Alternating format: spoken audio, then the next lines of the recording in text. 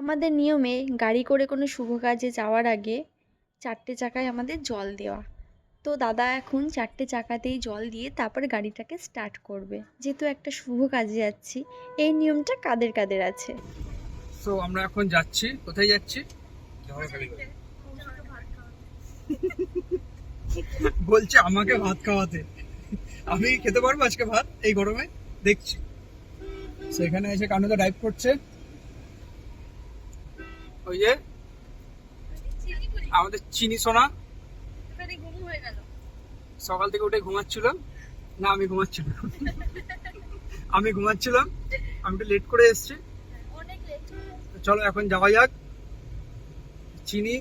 চিনির পাশে চিনি রসগোল্লা মা, আর তার পাশেরটা লেডি আন্টি, আর ওই যে পিছনে চিনি দাদা দিদি মিমি আর কে আছে আমি দেখতে পাচ্ছি না।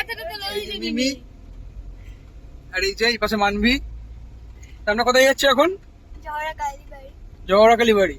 চলো দেখতে থাকো তোমরা, আমরাও যেতে থাকি। তোমরা হয়তো বুঝেই গেছো যে আমি কোথায় যাচ্ছি বা আমরা কোথায় যাচ্ছি। হ্যাঁ, আমরা যাচ্ছি জহরা মায়ের কাছে, কারণ আমরা ভাবি যে আমাদের যেদিন শুভ অনুষ্ঠান সেদিন জহরা মায়ের আশীর্বাদ নিয়েই অনুষ্ঠানটা শুরু করা হয়।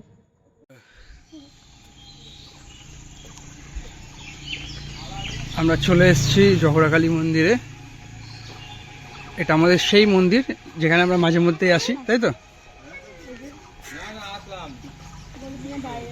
এই যে এই এদিকে তাকাও, সবাইকে হাই করে দাও, সবাইকে হাই করে দাও, বলো হ্যালো, বলো হ্যালো।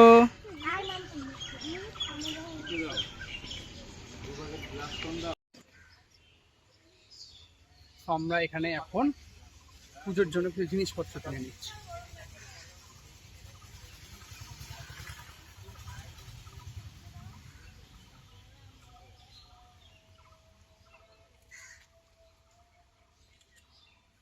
ফটো তোলা হচ্ছে, ফটো তোলা হচ্ছে।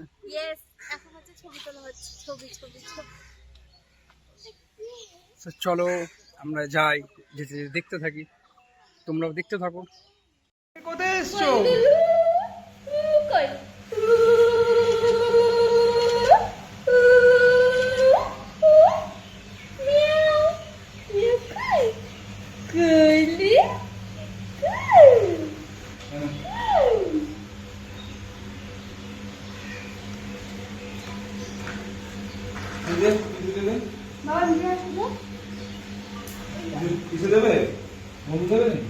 জহরা মায়ের কাছে যে কারণে আসা তোমরা তো এতক্ষণে হয়তো বুঝেই গেছো। হ্যাঁ, আজকে তো চিনি সোনার মুখে ভাত, তাই দাদা আর সুস্মিতা মিলে চিনি সোনার নামে জহরা মায়ের কাছে পুজো দিচ্ছে আর প্রার্থনা করছে যেন ও ভালো মানুষের মতো মানুষ হয়। তোমরাও কিন্তু সেই প্রার্থনাই করো। আর ভালো কথা, তোমরা কে কে কোথা থেকে দেখছো সেটা কিন্তু অবশ্যই কমেন্ট করে জানিও। আর তোমাদের আমাদের ভিডিও কেমন লাগে সেটাও কিন্তু অবশ্যই কমেন্ট করে জানিও, ভুলো না কিন্তু। আর তোমরা যে এত ভালোবাসা দিচ্ছ তার জন্য অসংখ্য ধন্যবাদ। দাদার পুজো দেওয়ার পরে অংশু পুজো দিচ্ছে, কারণ আমি সেদিনকে পুজো দিচ্ছিলাম না। অংশুকে বললাম তুমিই পুজোটা আজকে দাও। তা দাদা আর অংশু মিলে দুজন মিলেই পুজো দিচ্ছে। তো জহরা মায়ের কাছে এসে মনটা সত্যি কথা শান্তি হয়ে যায়। আর আমাদের এখানে জহরা মা বলতে মানে আমরা যেটা জানি যে মায়ের কাছে আসলে মা ফেরায় না, খুব জাগ্রত মা, সেটা আমরা সবাই মিলেই মানি। আর এখন যে রসগোল্লাকে যে পায়েসটা খাওয়ানো হবে সেটা হচ্ছে মায়ের প্রসাদ করে তারপরে সেই পায়েসটা আমাদের রসগোল্লাকে খাওয়ানো হবে। আরে রসগোল্লা, আমি ওকে শুধু রসগোল্লা বলে ডাকি। কি অত্যাচার হচ্ছে ওর উপরে এই গরমের মধ্যে, কি অত্যাচার! হ্যাঁ, আমি তাও হাসি হাসি করছি, আমি তাও কানু কানু করবো। প্রসাদটা খেতে হবে এবারে। হ্যাঁ, এইবারে প্রসাদটা খেতে হবে ম্যাডাম। এই যে এদিকে এদিকে চলো চলো হাম করে খেয়ে নেবো। আর জানো তো সেদিনকে পড়েছিল অত্যাধিক গরম, মানে গরম মানে প্রচণ্ড গরম। তোমরাও সবাই জানো যে এখন কীরকমভাবে গরমটা পড়ছে। তো আমি হাত পাখা জোগাড় করে রীতিমতো হাত পাখা দিয়ে মাম্মামকে বললাম তুই একটু হাওয়া কাট। আর ওই দেখো দাদা প্রসাদটা আমাদের রসগোল্লাকে খাইয়ে দিল, মানে তোমাদের সবার প্রিয় চিনি সোনাকে খাইয়ে দিল। তো প্রসাদটাকে ভালোই লেগেছে, কারণ দুধের মুখ না। প্রচন্ড গরম।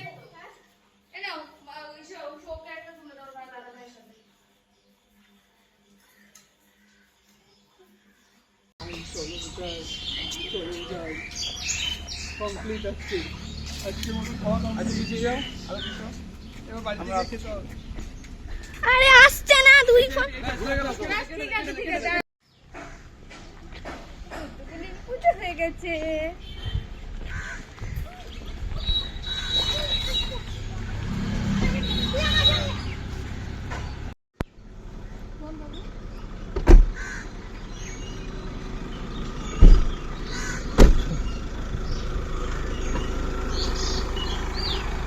এত গরম এত গরম।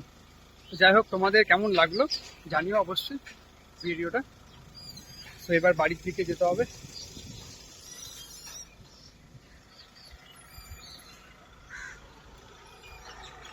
চলো যাওয়া যাক।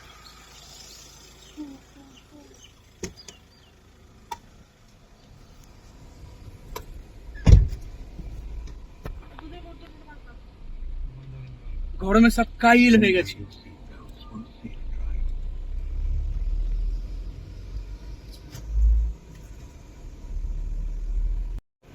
গরমে অস্থির হয়ে গেছে ঘেমে, প্রচন্ড পরিমাণে গরম, প্রচন্ড গরম। তুমি খাচ্ছ ওটা?